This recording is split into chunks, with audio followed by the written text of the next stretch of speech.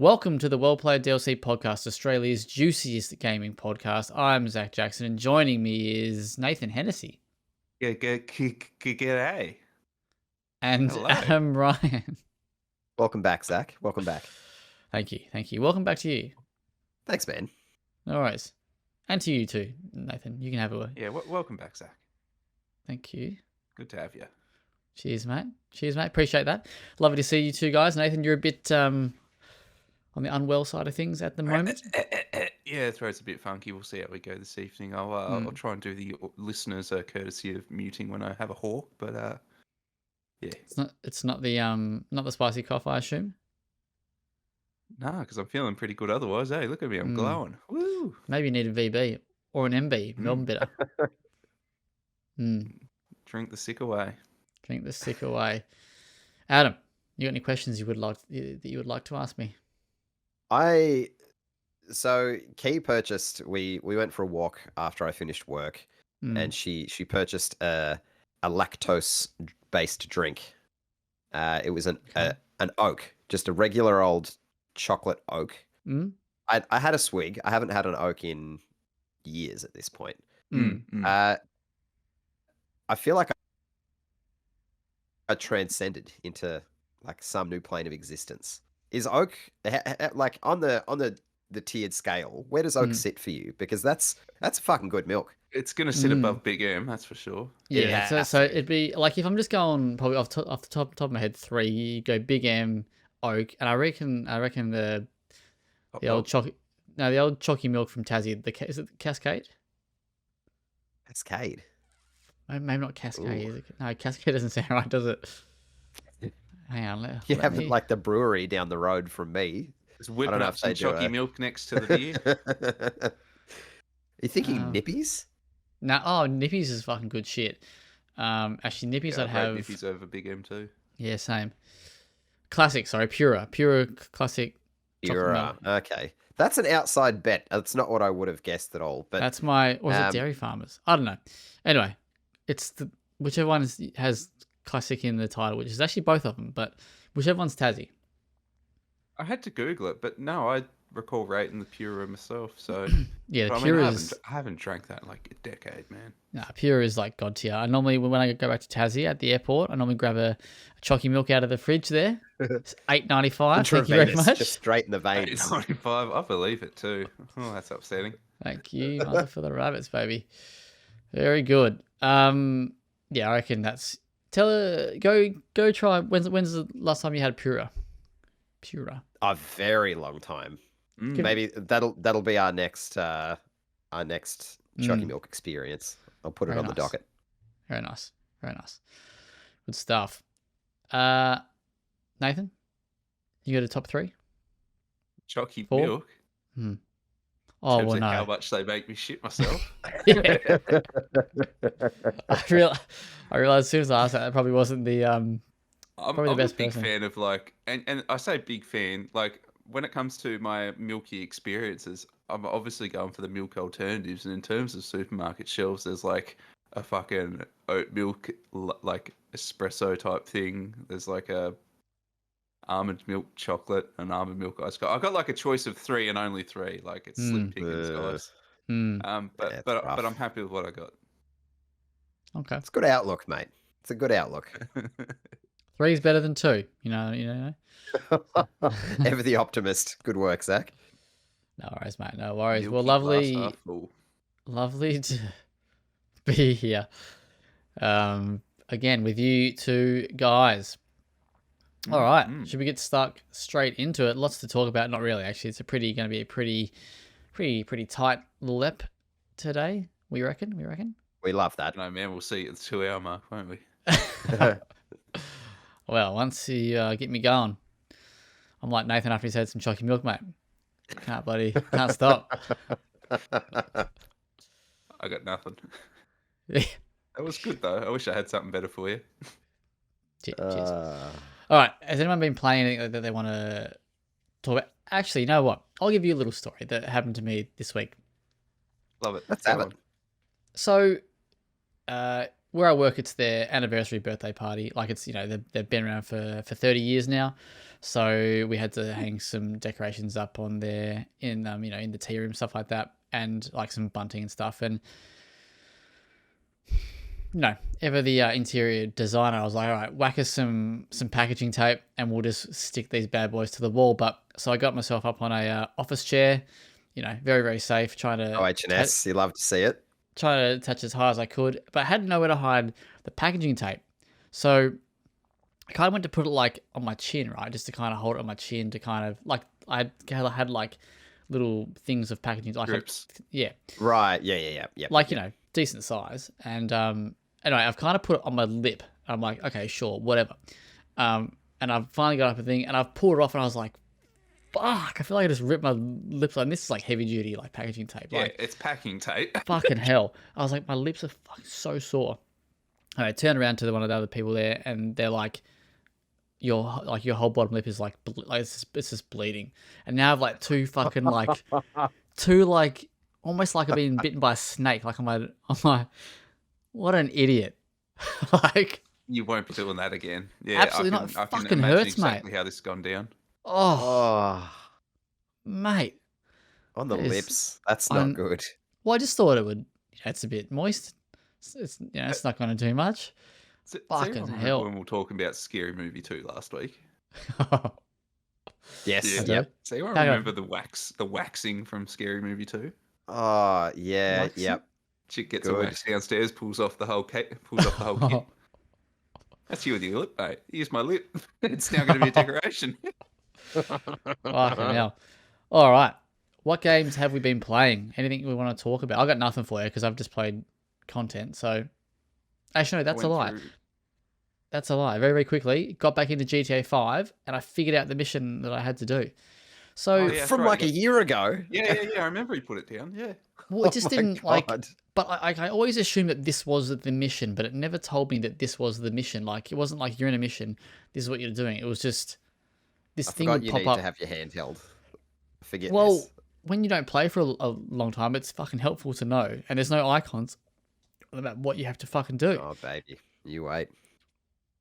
Also, Anyway. I want to believe you were just like in bed and then you just went, I need to play GTA 5. Like, where did this come Sicko. from? Like, Well- surely you haven't played this in months. Correct. I think it might have even been last year. No, we finished last year. the review game that I played, which we'll talk Yep. about a bit later, and then Anna wasn't really feeling anything else on my PS5. Everything was either a bit too indie, bit shit, bit boring. Yep. So we settled on GTA 5, and when you have to go and you have to abduct, or not abduct. That's the wrong word. Wrong word. Yeah, you have to commandeer like one of the military trucks. Sure. Yep. Anyway, that's basically what I had to do. So I did that. Because yeah, right, and because it's expecting you to go find a military truck, it's not actually tagging one on the map. Yeah. Remember that? Yep. Anyway, so Right. I Okay. did that, and now Alright. I'm so now I'm back into GTA 5. That's me. Back in the groove. That's all. Though. There you go. I only have. Cheers, You mate. won't memories finish of it, that but game. I'm happy that you're trying. I must be I'm close, surely. optimistic. I must be at least halfway can't- through. do I have not no recall. metric. Yeah. I think I I looked can't at a remember. walkthrough ages ago, trying to when I was trying to figure out like where I was at. I think I was like either just over 50 or 50%. Oh boy. For me, it's such a tightly paced game that no particular point stands out. It's all so memorable, and yet I Mm. forget it all. Yep. Mm, Absolutely. I'm with you on that. nice. How about you guys? Destiny 2, the final shape. Mm, Gone through that Ooh. expansion. Had a lovely time. It's it's top tier Destiny 2. It's not going to like revolutionize the experience. If you've played Destiny 2 and you didn't like it, you bounced off. This ain't going to bring you back. This is one for the fans, and I was quite happy. Good time. As someone who really loved that game when it first came out, and then I fell off terribly for a couple of years, and I've wanted to try and get back into it, is it something that it might interest me? Like, would this expansion maybe speak to me a bit? It would absolutely interest you. It's still got that problem that I mentioned back in my Witch Queen review a couple of years back, though, where the new game, the new player experience, even for returning players, is quite cumbersome. So much so that I am a returning player, and I sat there for a good hour trying to figure out how to launch last year's expansion. That's not a great Oof. sign for a returning player. Yeah, damn. And I still didn't figure it out. And I suspect that's because the game had broken it. So it's got to Yeah. this point where after all these years, it doesn't feel like it was a game that was entirely well designed for what was going to be the future of live service. So it's just there's just a lot of persistent bugs. There's a lot of UI issues and stuff like that that I assume will never Gotcha. ever get fixed because it's kind of gone a bit spaghetti. It's become too big for what it is. Mm. So I think it would interest you, but actually breaching it is still kind of a tricky proposition. Yeah, gotcha. If I've not played since like the Taken King, let's say, or whatever came after that, is my progress still there, or am I starting from scratch? You're starting from scratch. The one thing they are trying to do at the moment is bring back all that Destiny 1 content and put it in there. Like as I said, Destiny 1 the Final Shape brings back the tower from Destiny 1 as well as a few opening locations from that game. They're really I get the impression that before we see the end of Destiny 2, they're going to try and incorporate everything from Destiny 1 back into it because they've almost done that. Like the factions, are they back? New monarchy. I wish that I don't know why they ever took that out, man. That was one of my favorite things. And that hasn't been around for at least 5 to 6 years, or Fucking if hell. not longer. I don't know if we ever saw it in Jesus. Destiny 2. Who was so we had new monarchy, we had the future police. No, that's not them. No one even remembers what they are, man. It's like they didn't exist. New monarchy. Yeah, and then they had like the retro logo, and then there was the black logo. bro, I can't tell you what they are. Fucking hell, mate, aren't you Destiny? Let's have a look. Let's get a fact check on that one. Destiny, the 3 Destiny factions, and you'll get something completely different because even the devs have forgotten they existed. Yeah.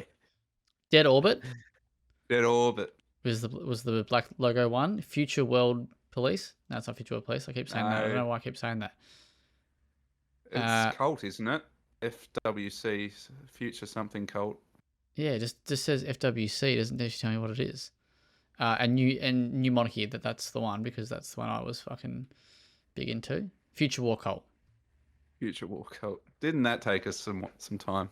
Good quality for the listeners. Yeah, fuck off.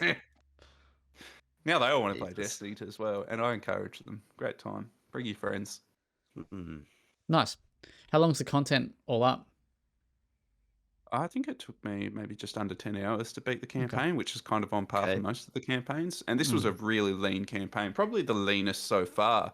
Like, there was no fetch questing, there was no go do some patrol missions or any of that shit, which a lot of the expansions usually pad out the runtime with. It was just mission, set piece, and then we're done. So, yeah, I think it was about 8 or 9 hours, and it was really enjoyable. Nice. The in terms of multiplayer, do we still have the same modes? Like again, I'm talking for someone who has not played for a long time. There's a lot more, yeah, and they're really trying now, particularly with the seasonal content, to add at least one new sort of co-op game mode and stuff like that. But PvP, they kind of died a few years ago. They put so much content into the game that they didn't know how to balance it for multiplayer, so they just kind of didn't. So is the Crucible not a thing anymore? Crucible's a thing.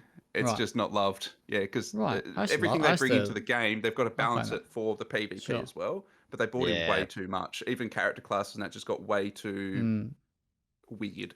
I don't know. What was the other one? I actually haven't Trials played of Crucible. Osiris? Is that another one? That's still a thing, yeah. And the Iron Banner, they're all things that still exist, but they definitely don't get the same amount of love. I'll probably have to jump into the PvP soon. I always enjoyed it, but haven't played it this season.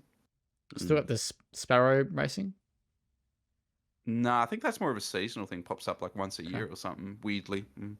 Live service. There you go. I love that Zach's just going through a back in my day. Like, do the kids still listen to this kind of music? They added like hoverboards a few months back. So when you'd go like around the open world areas, you'd just see everyone's hoverboards just sitting around everywhere because they'd get off them and they wouldn't despawn. Nice. That's kind of cool. Good stuff. Anything else that you've been playing? Or have you been chucking your guts up? Coughing your guts up, I should say. Content, baby. What about Madam? Oh, mate. It's the week for games that are cumbersome to get back into after a long time. Nah. It's just around the corner. I've decided it's time to finish Elden Ring. Nah. Okay. I figured what was going to be. It was bound to happen. So I loaded back in. A mate of mine, we both agreed we're gonna do it. We're gonna jump back in. We're gonna finish it. And he was like, "Fuck it, I'm gonna have to restart because I don't know where I am. I don't know how to do anything." And I, of course, being the stubborn prick that I am, I was like, "Fuck that! I've put 80 odd hours into this. I'm gonna jump back in and I'm gonna get it done." So I stayed up until about 1:30 this morning, just bashing my head against this brick wall because I'm under Lanedell in the shunning grounds because I'm trying to find Moog to get to where you can access the content. The DLC, yeah. Just as good as I was months and months and months and months ago, and that's only because I was really shit back then, so the bar was really low. But I'm happy with my progress, and I'm going to stick to it. I'm staying with my original save. Don't they know Do not envy you you. played Lords of the Fallen with the development watching, mate? I did, mate. That should just give me a free pass. I should just be able. They'll be, oh, please come in, That's finish it. the game, King shit. get past all the bosses. Lovely The work. game's fucking awesome. Keen to die lots. You're a right. madman. Well, speaking of Elden Ring, we'll jump to the shout-outs first because, excuse me, a good little segue, but our very own KS, Kieran Stockton, the good doctor, he has played and is reviewing, or has reviewed at this point when this is out, the Shadow of Erdtree. Is that, I assume that's how you'd say that? Yep. DLC. So, and he has slapped a big old 9 on that sucker, and he says Elden Ring's Shadow of the Erdtree DLC has more meat on the bones than many full releases, and if you miss the beauty and punishment of the base game, then the Shadow Realm beckons. Gives it a nice little 9 there. Very excited. Other quick little shout out is that our very own Chantel McCall has covered. She's covered the recent Aussie released Drift City Kings, which is the Melbourne made. God, like life sim drift racing fucking cyberpunk world RPG thingy. But check it out. That's a good little wrap up. She got access to the first 3 chapters of or three acts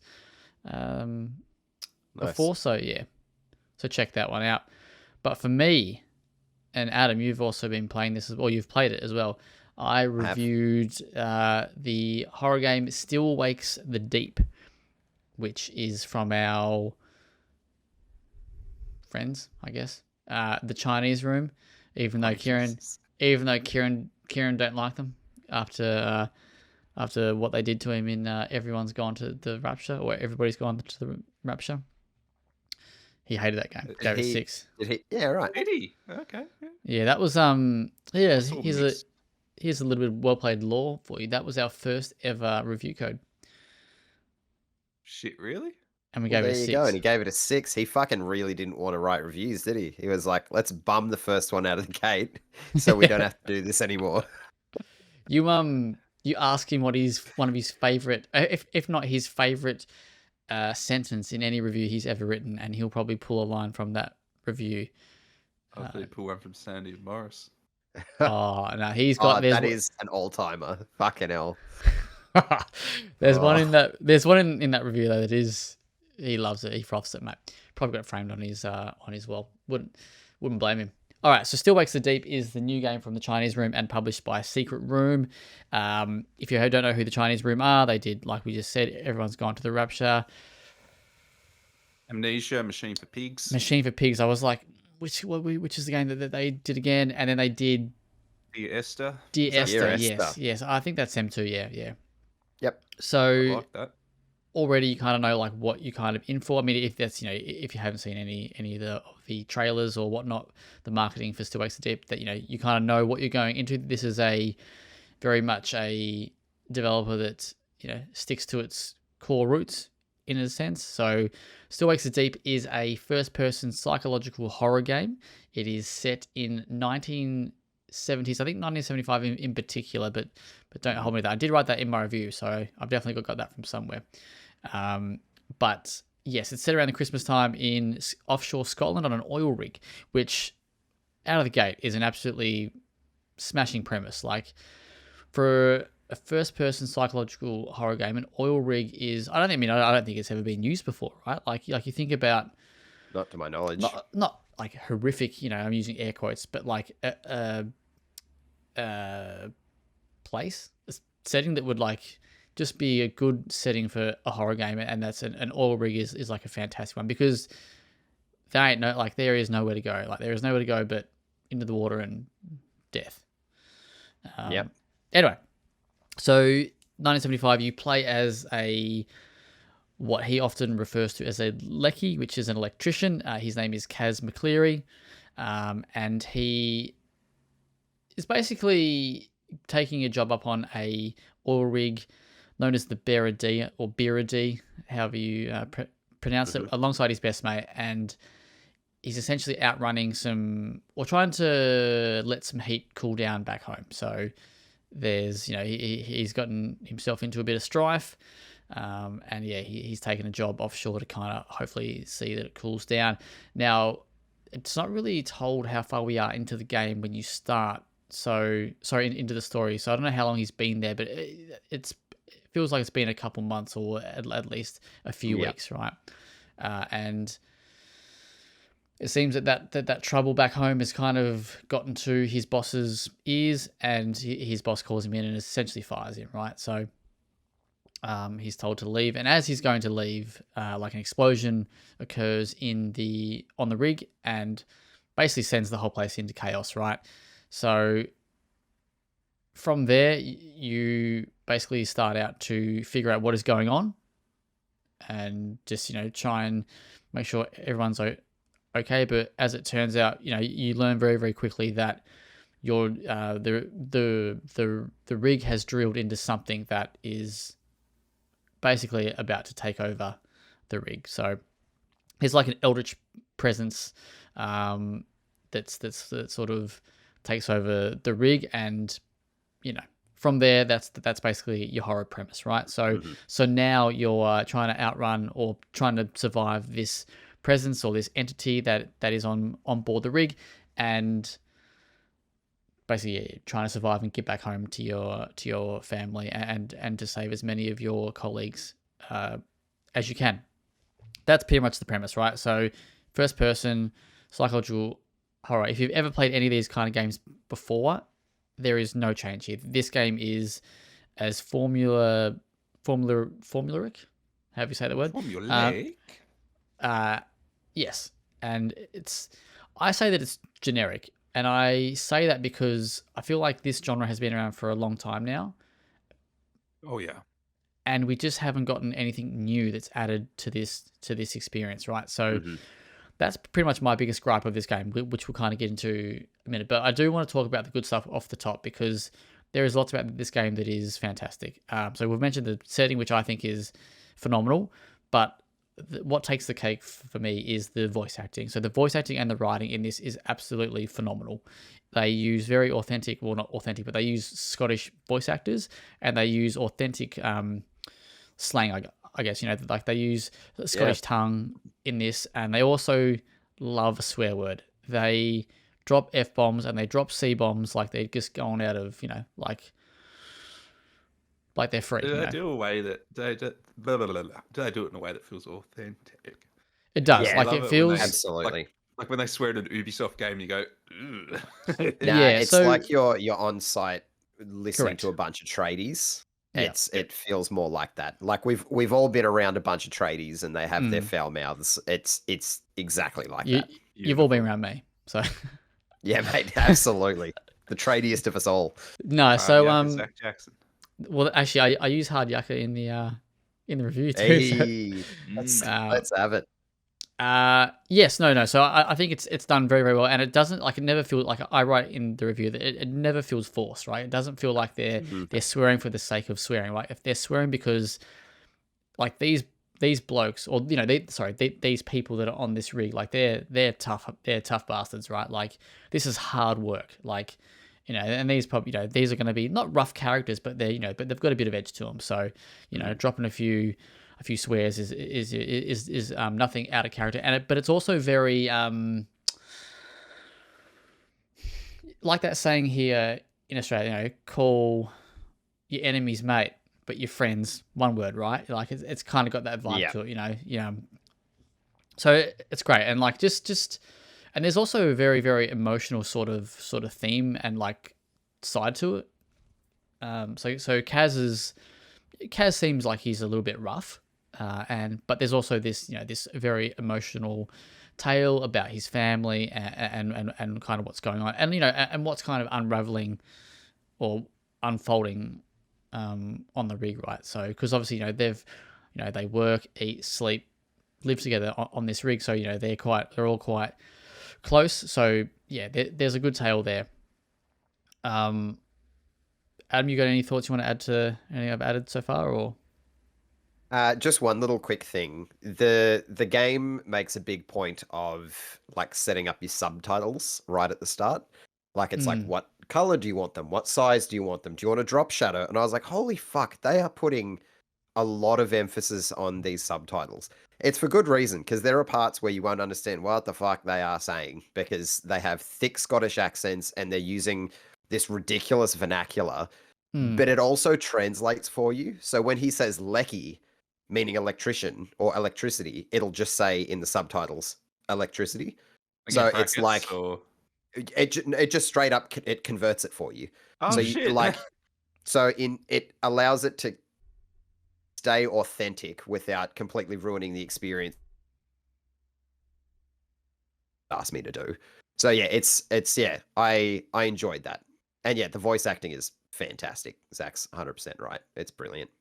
Yeah, I don't remember who they might be names, but I don't know off the top of my head. I did read them last night when I was just sort of finishing off my review who they were, but I didn't actually search up who they were. Anyway, but yeah, so we're like all that is like really really good, and the visuals and atmosphere is also excellent. Yeah. So this is a game set in the 70s, right? It's got this kind of grainy VHS effecty feel. Like it feels like you're watching a horror film from the 70s, right? Like or from that VHS era, and then whenever you kind of walk or move near this entity, because as you move throughout the rig and do what trying to move through the game, there'll be like I said masses of this entity they kind of pop up, not pop up, but they're there, right? Like grotesque like piles of this thing, and there's like this there's like this burnt film effect that kind of comes that ripples into your screen.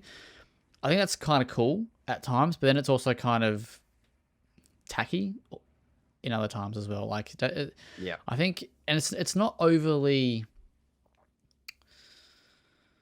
What's the right word? Like it does, like sometimes you go near this thing or the entity and it doesn't do anything. So sometimes you're not quite sure exactly like what the point is.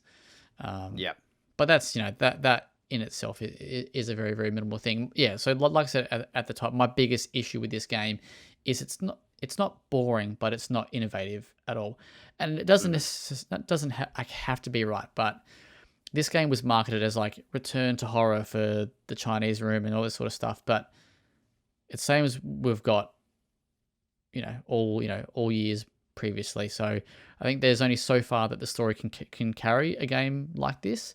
What I will say that the story is good. It has a pretty satisfying ending. It's short. It's like 5 to 6 hours. You can probably do it in 4.5. It's very tight because it is a linear on rails type experience. You're not really doing, and that's a con in itself, right? Because this is like an environment that you would love to explore and stuff. But in terms of keeping the pacing and with that gameplay, that little short runtime does work. So in terms of the gameplay, what you'll find is you are basically sneaking through corridors, through hallways, through rooms, unscrewing vents so you can crawl through them to go into rooms that you can't access. You'll hide in lockers, you'll hide in other things that so you can't be seen by this entity that's kind of lurking on the rig. And then the other kind of the main part of it is that you'll do like a shitload of platforming. So there's a ton of yellow colored directional waypoints, I guess, or signposting. The cool thing about that is apparently the yellow ladders and stuff is actually an authentic or a rig thing. Like apparently ladders and stuff on rigs are yellow. But there is More like a you lot know. of yellow paint. Like there are yellow paint, and I don't know if there is an update that is coming to turn that off. Hopefully, I didn't break that embargo, um, but that is coming at some point. Like that, there will be a thing to turn off some of the signposting. But anyway, but yeah, like there's just a lot of platforming, a lot of just mundane, not boring, but borderline boring gameplay because. The other side of it is that the game, I think, lacks scare factor. I don't think it's a horror game at all. Yeah. Even though it is, it's built as a psychological horror game. I think it's just I don't want to say it's a thriller. That's probably the closest thing that I would probably say to it, right? With a little bit of like Lovecraftian kind of vibes thrown in. Because at no point did I find it, spooky, and even the tension's a little bit non-existent or a bit not overwhelming word, but because when you have sequences where you have to kind of sneak past the entity, that might be in the same room, it's super easy, right? Like timing runs right, and it's not even that hard. Just wait for him to or wait for it, I guess, to kind of look the other way, and just off you go, right? There's no, and then the biggest ones are probably the like cinematic like set piece chase scenes, and even they're a bit tame. And then so from a gameplay point, I didn't think it was stellar. I thought I think the story and a lot of the performances and the visuals carry it. But for 5 hours, I think it's fine. I just would love something cool, like, and you don't have to have like weapons to defend yourself, but just, I mean, and I'm not a developer, right? So I'm not, I can't really be like, this is what I would do, but just something different to kind of just give it something new, to kind of spice it up. I definitely, the scares 100% weren't there. I think what helps it along quite a bit is the setting, because even between like if you run into a creature and then you escape it and then that you're quote unquote safe for the next couple minutes or whatever, if you're on the outside of the oil rig, you're standing there like on a grated platform looking down wild ocean, so like it still keeps you feeling uneasy even in the moments where you know that you are safe. So that setting does a lot of the heavy lifting for that. But I said to you while we were playing it, there's a lot of like it's implied violence. Like you never actively see much of anything really happen. Like there are some confronting visuals here and there, but a lot of it is very implied. It's which all off screen. I found, it's all off screen. So you see like someone recoil and then you go up an elevator or something, so you don't or see you it. hear a sound of someone being attacked, but Yeah. you never actually see it, right? And like Yeah. in that like on the side of that, the actual soundscape is again phenomenal. Like the Yes, screen, absolutely. like sneaking, not sneaking, but like walking through like submerged areas where you're like up to your waist in like water, trying to just trying to and you hear this like these screams of like pain, and then like the screams of like the monsters or whatever they are. Yeah. Like it's great. Yeah, it's like for all of its shortcomings gameplay wise, I still really, really enjoyed it. I think the setting, the story, the voice work, and just kind of, as dumb as it sounds, the general vibe around it, like just being, it's just a horror or even thriller game on an oil rig. Like the appeal of that is really high for me. And I was invested enough in kind of the Lovecraftian aspects of it where I did want to see more of what was going on. So yeah, I really enjoyed it, but I do completely agree with all of your points though, for good and bad. It is. I think it is tough. Like I think I didn't like Alien Isolation because I think the non-stop stalking stuff like that is a little bit too much. Like it's just a little bit. Yeah. But here I think like, and I'm not saying that you needed to have something stalk you through the thing, because it does, right? Like it is there. Yeah. But I don't know. I just don't know. Something that moves that genre, I guess, forward, like a touch. But yeah, it's a tricky one. But in saying all that, I quite liked it. I think like I said, I don't know if this was like a 8 to 10 hour game. I think you would definitely start to you'd be bogged down. You'd be Yeah, like, all right, 100%. you're like, I'm sick of climbing now. I'm sick of crawling Yeah. now. Because you turn a You'll lot of notice that valves. Yeah. most of those games don't really sustain themselves beyond 5 hours, and Mm. I suspect that even the developers are quite aware of this. Like, how do you Yeah. sustain 10 hours of interesting innovation? Yeah. Well, I mean, I'm sure you could, but if you're just doing a straightforward walk and sim, like it sounds like we got here with a bit of a different theme, and you can't. Yeah. The Five other hours around is thing, that sweet spot. I didn't add this in the review because I was like, I don't know how to really word it, but what I found odd. Did you? So in this game, you'll often communicate with with other members of the crew through phones, right? Yep. And and that often there'll be a chase scene, and you end up in a room, and then the phone will ring, or to that kind of that sort of thing. Did you ever wonder how do they know that you're in that room? Yeah, no, because that's how the phone system works. Is someone picks it up and then the light for that room will come on across the rest of the oil rig. I can actually answer that. No, that doesn't make So any like sense though. so they pick up the phone, Yeah. And it they alerts call all the out, others. Right. it alerts every other because you'll see when you Right. go to pick up Okay. the Okay. phone, it Okay. has like a light as to where it's coming from. So Correct. it's Well, them I just calling thought out. that was right. I just thought that okay, that Because makes more I sense did then. think that, and I had to look into it. Right. Because Okay. I had that exact same thought. I was like, how the fuck have they got like a GPS on me in the 70s? This is weird. But nah, yeah, there is an explanation for that one. Hmm. Well, here I know who I look like a fuckwit, don't I? I guess that's worth another half point, isn't it? Yeah, I'm glad I didn't fucking put that in the review. Anyway, I gave it a 7.5. Yeah. Where Yep. would you land? Same? Spot on the money. Yeah. Yeah, 7.5 is exactly where I would have landed as well. Which is I feel don't not feel bad, but I'm a little bit sad that it doesn't quite get to that next tier. Like all the good things that this game does, it's just a bit of a bummer that it's just a little bit generic. It's like inches away.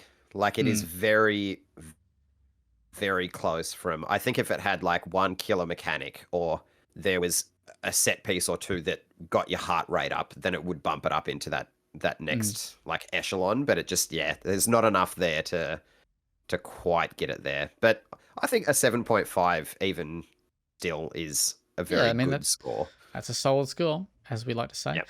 I think if you've ever played Soma, like, have you played Soma?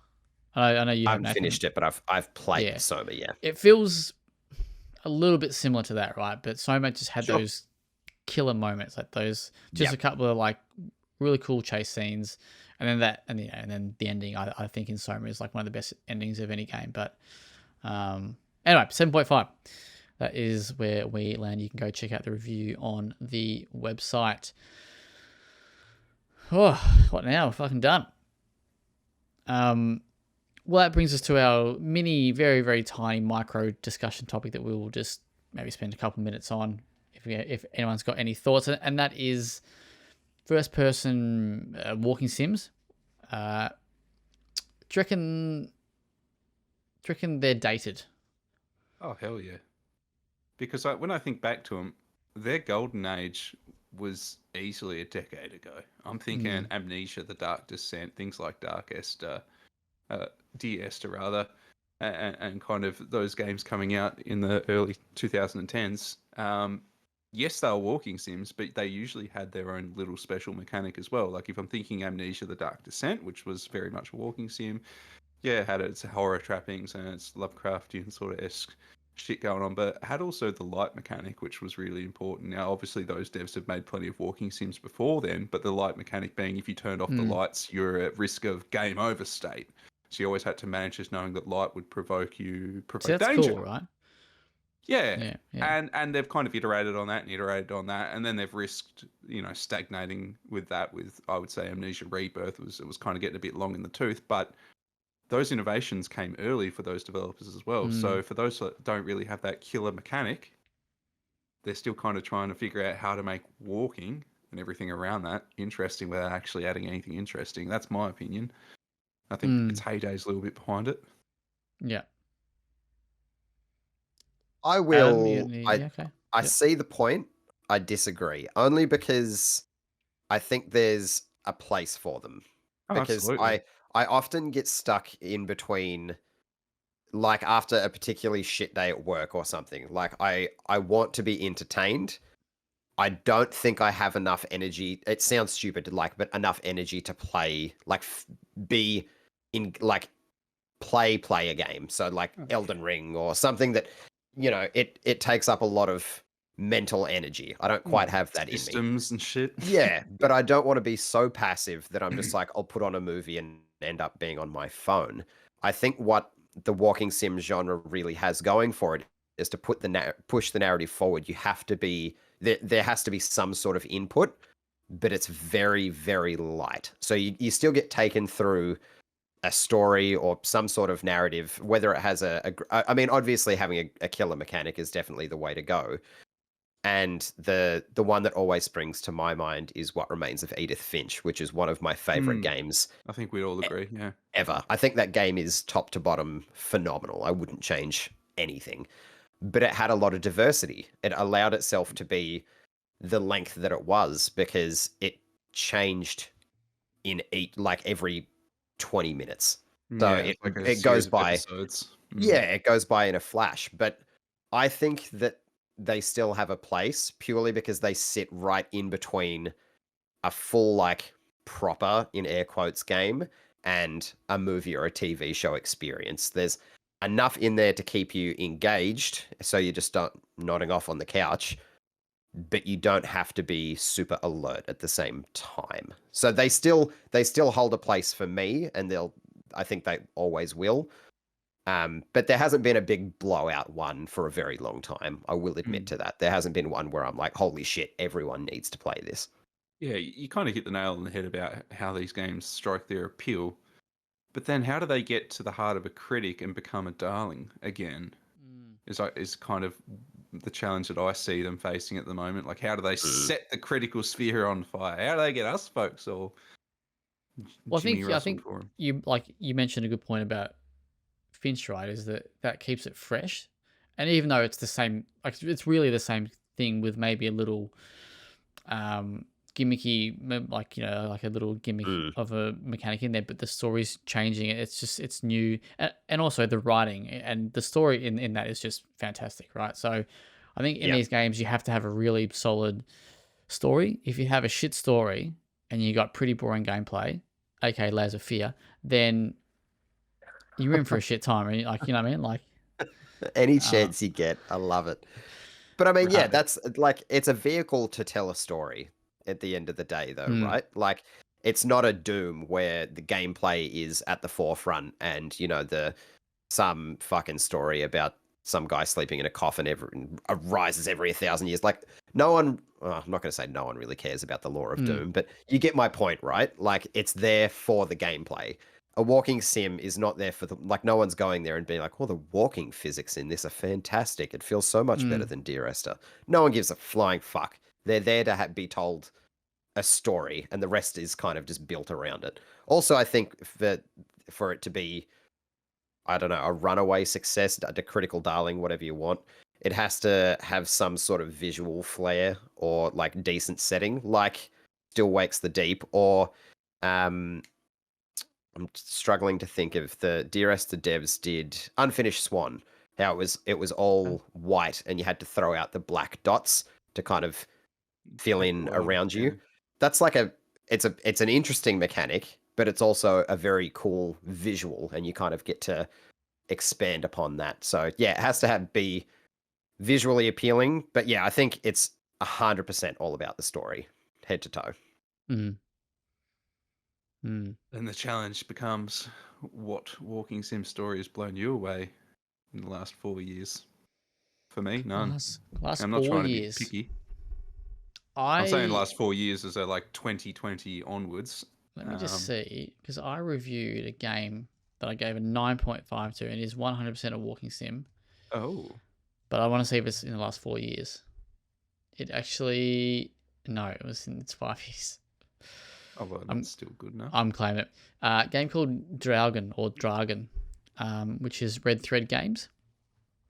How's it spelled? Draugen. I think I was quite high on this when a lot of others maybe thought it was a little bit. It was mixed. It was mixed, yeah. I think I was very, very. I really loved it. I thought the soundtrack was phenomenal.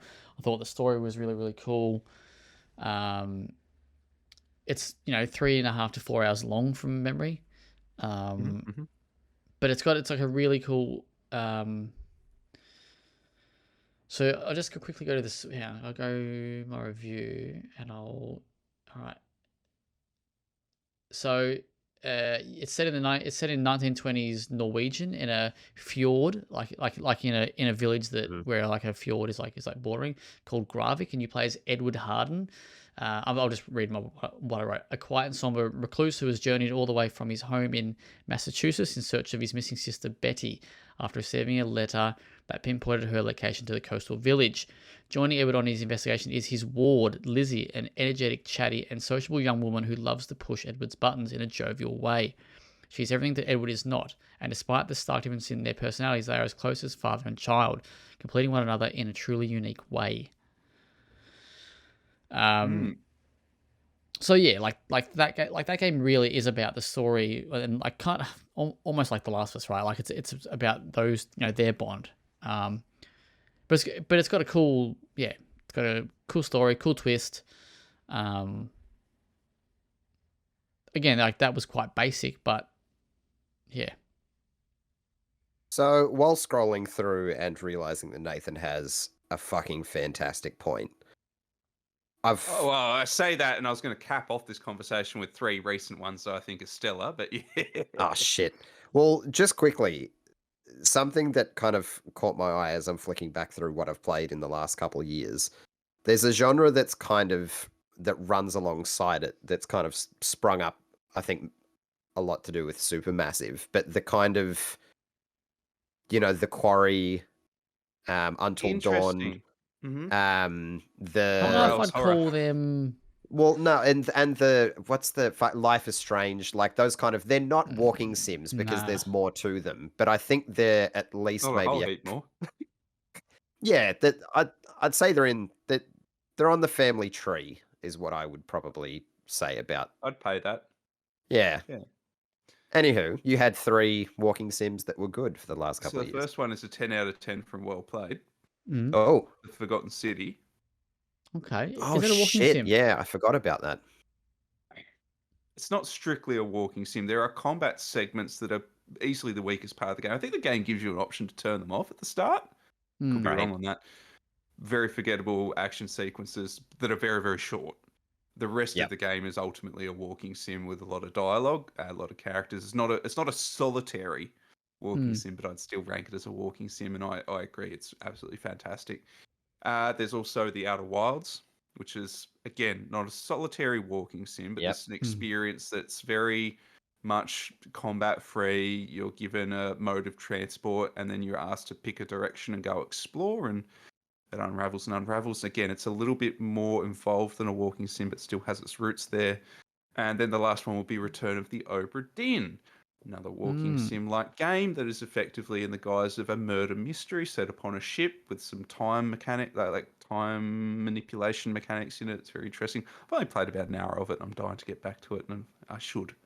But those would be my 3 votes for recent games that I feel like innovate on the genre and make it something unrecognizable from the core, just solitary walking sim experience, which is where we started this conversation. I desperately need to play Obra Dinn. I think that game ticks a lot of boxes for me. I've also, just while we're vaguely on the topic, I've played Lucas Pope's newest game, which is on the Playdate. Yes, which it is fucking fantastic. It's a very cute little game where you a bouncer at like a Martian bingo hall essentially, and you have to let in the right kind of Martians. It's very, very cool. Love to be in that guy's brain. Yeah, right. Nice. All right. Anything else we want to add to this before we move on, or are you happy to? Nah, good discussion. Good little short one. Do you have a favorite walking sim that we haven't mentioned? So I do. I think Yeah, fuck. absolutely. Yeah, okay. yeah. Mine's always Yeah. going to be Gone Home. Yeah, easy. Okay. Bang, straight up. Oh yeah, Gone Home is really good. Oh shit. Um, it's a What? really basic answer, Yeah. but I think the Stanley Parable is fantastic. I would have thought That's a you would good have pick. been into something more like Journey or who are the boys? Who are the boys you froth over? Inside and Limbo. See, I Are don't. they Play Dead? Is that? are they walking Yeah, I don't. sims? I would class them more of. See, I don't know. It depends how Are they far you adjacent? want to push the Like envelope. They're adjacent for sure. mm, I think Inside and Limbo are fucking excellent. I think they're really, really excellent. But if we're talking like first person, more classic style walking sim, it would have to be Edith Finch. But if I was pushed to give another one, then I think Stanley Parables. It was fantastic for its time, and I still find it pretty impressive now. yeah. I reckon I'll go Vanishing of Ethan Carter. I really enjoyed that one. That's you a fair might. shout. Mm. Yeah. Yeah. And and we'll give a shout out to Firewatch apart from that fucking shit ending. But I haven't Firewatch actually is played through it. excellent. have you finished it? Firewatch kicks I've ass, played the man. first hour, It and does. I need to. Yeah. It is really good, but I felt so It shafted by sucks that the ending. life out of you, doesn't it? That ending. It does. It does. Mm. You know what I thought was really, really Unfortunate. cool in that game, just to kind of go on a bit of a tangent there, but you know when you could take the photos with like that like camera thing and you could actually get them made for you, I think, or printed and actually sent to you, I think, from memory. Yeah, there was some weird Anyway. deals around that. Anyway, Yeah. anyway, that was cool. All right, cool. Moving on. Let's go to the news. We love news here. There's a direct that's happening tonight. So if you're here listening now, you would have seen the direct. Hopefully you got some good shit for you. 40 minutes of game reveals and info. One anticipation, what's the word? Prediction from each of you. What do you reckon we'll see? Metroid Prime 4. There you go. That's a big one. For me, it's going to be the Dragon Quest 3 HD remaster that was shown like 3 years ago now, and we've seen squats since. But here's the thing, guys. A lot of rumors on Twitter circling around lately saying that the reason why we haven't been shown anything more is they've actually gone the extra mile and done a whole Dragon Quest 1, 2, 3 HD remaster. Now, I think that's a bit bullshit. I think that's quite a lofty, sky-high ambition. But if we did... How good. Love a bit of Dragon Quest. Look, I got no idea, but to keep on the Quest topic, I reckon we're going to see a Beast Quest sequel announced. So, I got no idea. Oh, God. Hopefully, all the kids that are staying up to watch that'll be well fed. You're hankering for a new... What was the last game you got that you had to take back because it was too kid-like? I don't know. You'd be hankering for a new Kirby or something. I don't know. He loves Kirby. All right. So also the latest. Speaking of a real man's console, the PS5 has got a new update. It makes it easier to use Discord. Apparently, there's a Discord tab. Old Buddy Watson has let me know today that there's a tab on Discord. On the PS5 now. Yep. There you go. Very, very exciting There stuff. is. So you can join chats through the console itself, which is really cool. You don't have to do through the app anymore. So we love a little bit of smooth Discord usage. So good stuff there.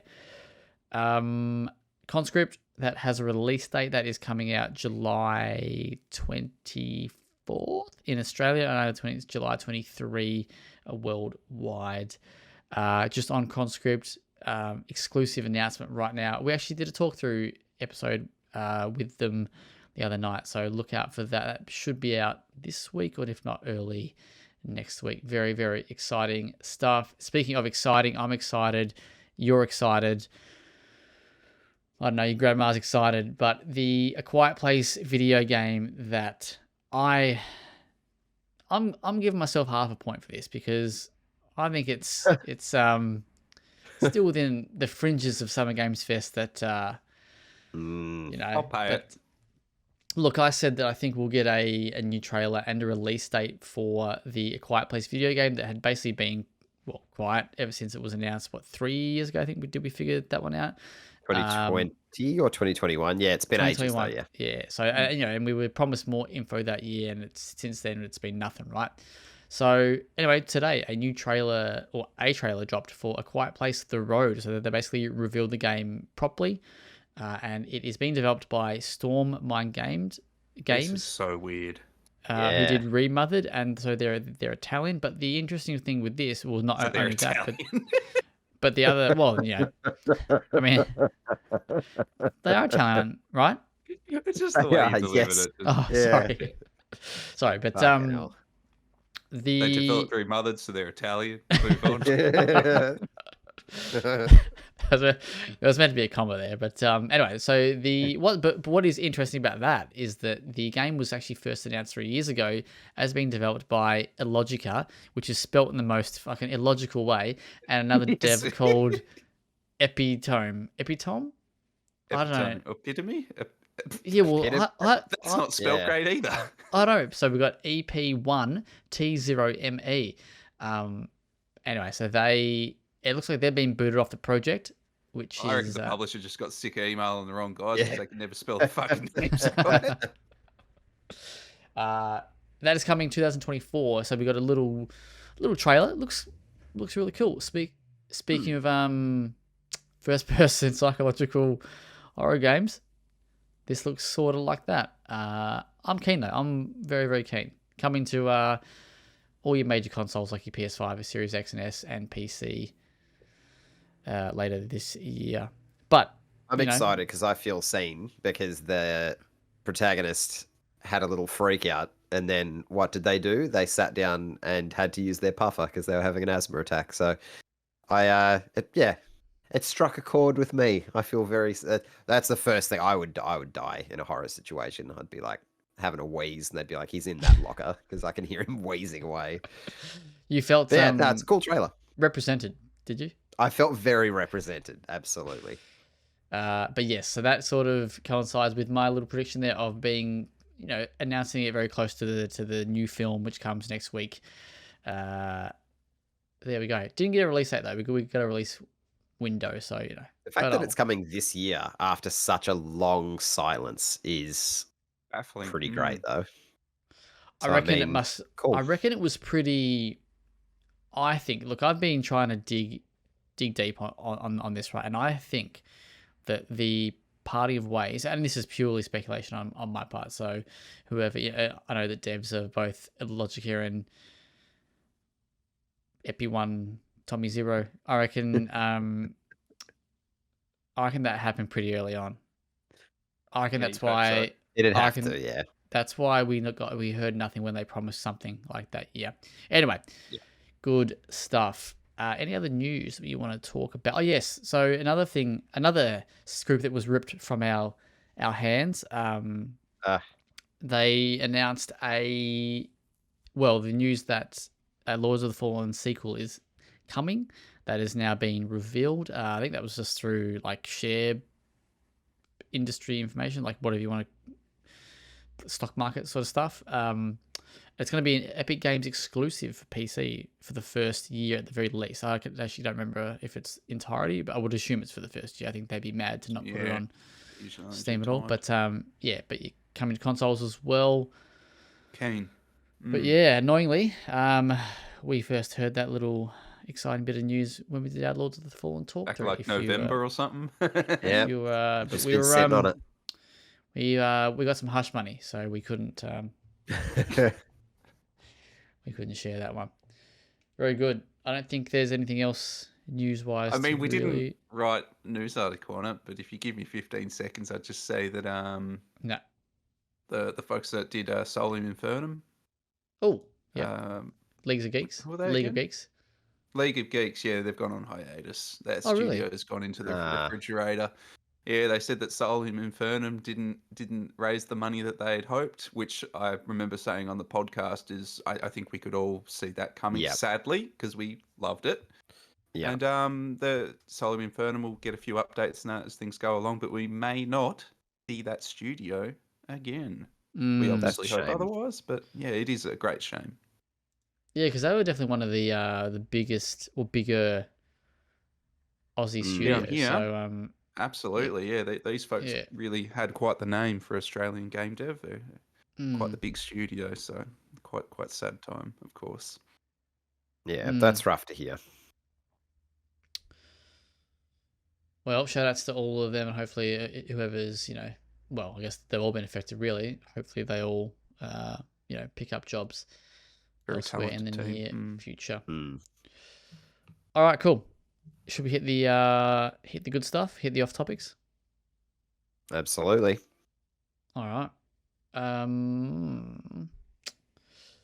I've watched a couple things before we get into the 2000s film of the week. I have watched Civil War.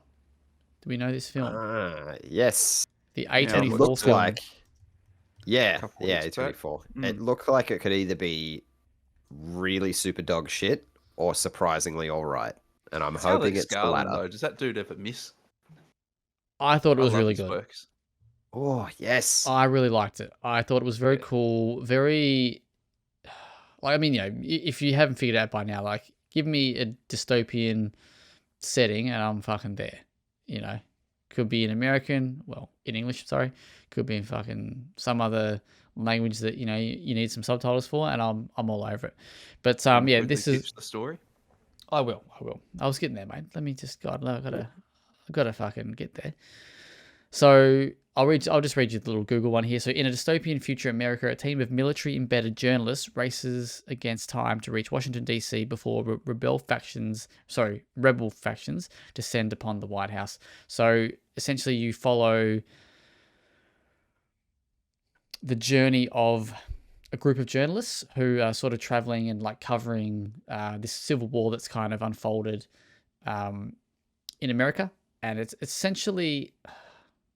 It might be like 3 or 4 sides to the secession. Like, there's a bunch of places. So I think there's like 3. There's Florida is there broke 3? Is off it? because Florida always Yeah, just does their own thing. yeah. And then there's the the Western Western. states Yeah, have you seen it? have. Oh, you have seen it. Yeah. What do you think? Yeah, I loved it. Yeah, cool. But yeah, so that's and then you kind of follow their journey as they because essentially like they want to interview the president. Like that's basically the aim. So that it's about their journey to do that. If I can elaborate ever so slightly, yes. course you So can. the president has effectively granted themselves a 3rd term. If you know anything about US Right. politics, Oh, that's lovely. a no-no. And because they've granted themselves a 3rd term, they've alienated not just the Western states, but they've actually alienated the entire world. So what's actually happened is it's forced basically the rest of the United States that's still under this president into poverty because trade has been cut off. All the rest of the countries of the world is cut off because everyone recognises that this is a criminal act by this president.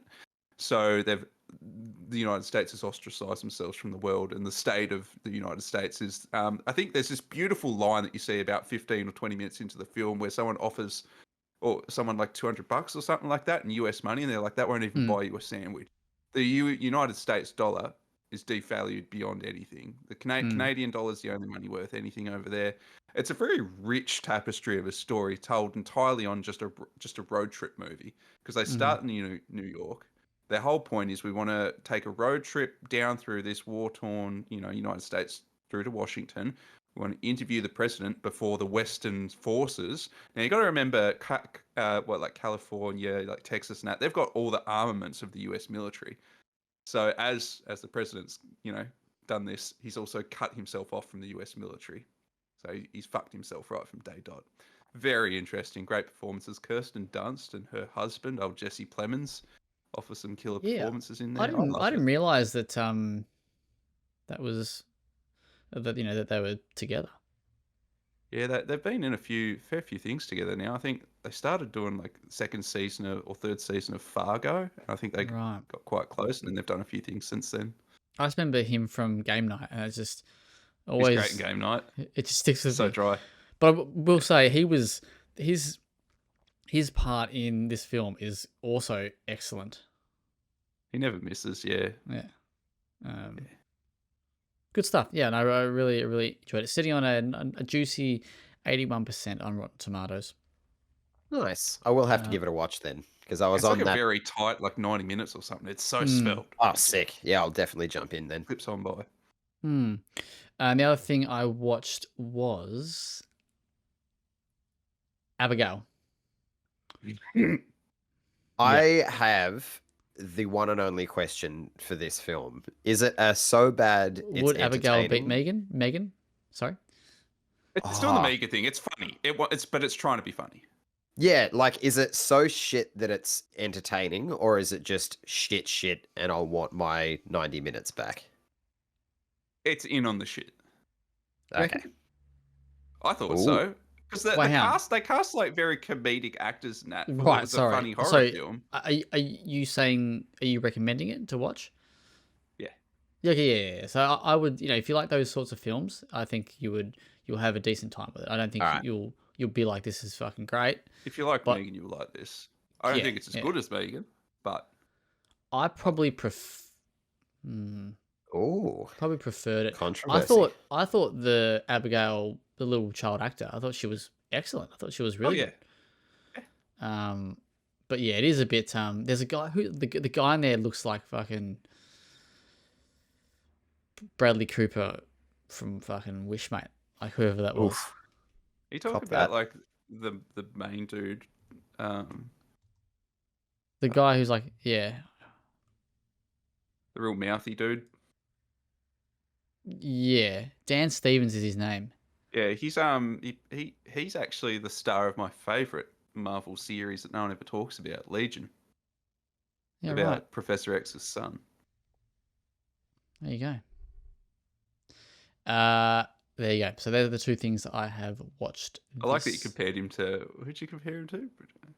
Bradley Cooper. But if you see him in, we'll get up some pictures in our Discord chat, and you can tell me while Adam's telling us what he watched.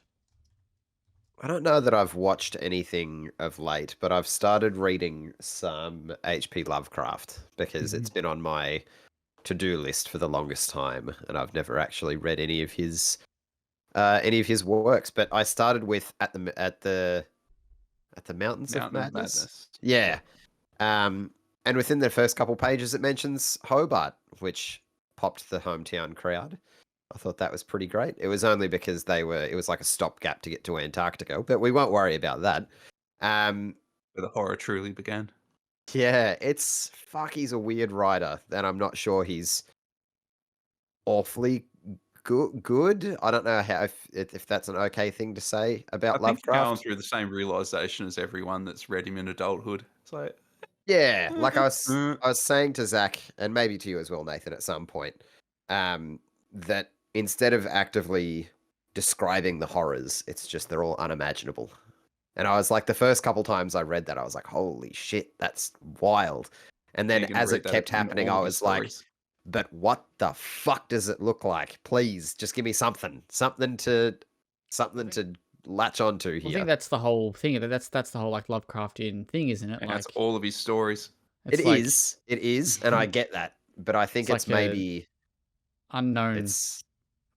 Yeah, I guess. I think it makes it harder to come back to reading his stories like today because we've been so used to so many depictions of the Eldritch that it becomes hard to reconcile that with. Very true. It's unimaginable. Oh, but I've already got this idea of what it is, right? No. It's just a big fucker with a squid on his face. I know what he looks like. Well, if you read, I think you're right. If you read Cthulhu, I think he gives a relatively somewhat of a description. Squid-like features. Yeah. But yeah, I've only read one so far, so I will continue on. I'm still enjoying myself. Don't get me wrong, but yeah, he's an odd writer. Mm. But yeah, that's about it for me this week. I haven't been very keen on the old TVs and movies. Watched the next episode of Acolyte. Didn't hate it as much as the rest of the internet, but I mean, That's probably Yeah, I a don't get given. it. Like it seems fine. Like it's not blowing my mind, but I'm having a Yeah. good time, and it seems like it's getting rained. I'm confused. Yeah, I I'm think missing it's something. people are being like, there's a socio-political backing to the discourse, which I just don't have any time for, so I haven't bothered to look Too into it. many minorities. Really? Exactly that. I'll Exactly grow that. up. So, yeah, like I just Uh, don't care enough to look into the controversy around it because it probably means there is no controversy around it. It's all just created bullshit. So I'll just watch my Star Wars. Thanks. Mm, I think good that's call. what I'll do. Yeah. My diet's been pretty slim. I'm up to the last season of Malcolm in the Middle, and I'm just convinced today it's like a genius comedy. Like it just gets better and better. I'm so very much enjoying it. I'm really pleased that I brought myself back to watching it in 2024 after Breaking Bad. Love it. And The Boys, of course. The Boys is back. The Boys are back in town. We got The Boys back on Amazon Prime. And as always, I'm just happy that they're here. That's just because there's nothing else like it on television. Yeah. I'm quite happy to indulge it, even if it's not the bee's knees at times. I'm having a great time with it. And yeah, I take this time to recommend Gen V for those that didn't watch it. It seems like no one really watched Gen V, and I'm convinced that Gen V was better than some seasons of The Boys. I don't get it. Good shit. You guys All watch right. The Boys? No, but I want to start it. I'm surprised you I've haven't. seen 2 seasons of, haven't seen the third, Now and we're up to the obviously the fourth. fourth is upon us. So I'm a little behind. Mm. I love it. Love that shit. All right. Well, I've just dropped a picture of Dan Stevens and a Yeah. picture of Bradley Cooper. Can you see it? There's a passing resemblance, yes. I think if you pick a young enough photo of Bradley Cooper and, Of an course, old yeah. enough photo of Dan Stevens, there is an overlap. Well, it's Dan Stevens from Abigail and Bradley Cooper with glasses, basically. Yeah. So yeah, I think you've marginally convinced us. I mean, that was that was a less than 30 seconds Google, so didn't even get time to really research and get the. So thank you, I appreciate that. Jesus. All right, Abigail, worth a watch. 2000s film of the week. Give it to us. All right. Do I go with the Google one or do I go with the IMDb one? I'll go with the IMDb one. I usually go IMDb. Yeah. Well, this one. No, I'll go this one. A young man receives an emergency phone call on his cell phone from an older woman. The catch: the woman claims to have been kidnapped, and the kidnappers have targeted her husband and child next. Ooh, I'm not going to be able to get this. This is not ringing any bells for me. It's a little bit too general. I was hoping we'd get an occupation or Okay. setting or period. Okay. This is the Google one.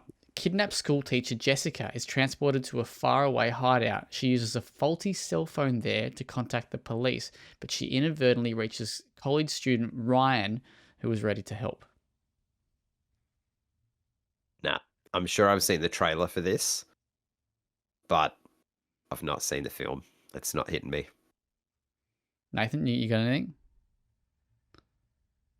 Not as yet. I was thinking it doesn't star Shia LaBeouf, does it? No, but you're close. Not really, but I'll say you're close. But you're not. That doesn't do anything for me. It doesn't. It's Okay. not helpful in the slightest. Let me read you the Rotten Oh, it might be Tomatoes Disturbia, but no, that's way listing. off. School teacher Jessica Martin, in brackets, Kim Basinger, is abducted by a ruthless crook, Ethan, in brackets, Jason Statham, and brought to a remote hideout where she finds a broken cell phone. Unfortunately, when she tries to use the malfunctioning phone to contact the authorities, she accidentally calls college student Ryan, Chris Evans, instead. The young man wants to help Jessica, but she has no idea where her captors have taken her, and Ryan must scramble to figure out where she is before his cell phone goes dead. This doesn't sound like a real film when you mention that No. cast in this setting.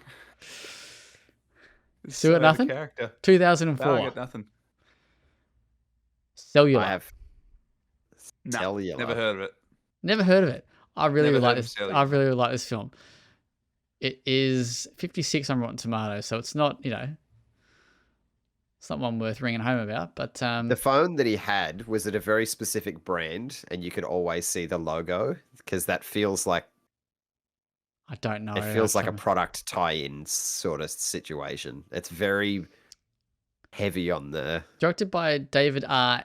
Ellis, story by Larry Cohen. Okay, here's this. Like, listen to the cast on this bad boy: Jason Statham, as we know, Kim Basinger, Chris Evans, William H Macy, Rick Hoffman, Eric Christian Olsen, Noah Emmerich. I mean, Jessica Biel. I mean, you lost me at the director. This is the dude that did the Final Destination films. Actually, I have no idea what else he's done. I just thought I'd read his name out. Snakes But on there you the go. Plane, Cellular like came out in real 2024. chunky. I really quite liked it. There you go. Oh, I could see myself watching this 100%. It's Yeah, on. I was never going to get this. I did not know this film existed. Yeah, No. right. It is. To be fair, if I'm going to be truly honest with you, I didn't have to, but I chose to flick through the old disc wallet, see what was Oh, hey. Yeah, Sounds like a euphemism, but nice. well played movie night. I say, get on cellular. Everyone hit play in 3, 2, 1. Jesus Christ.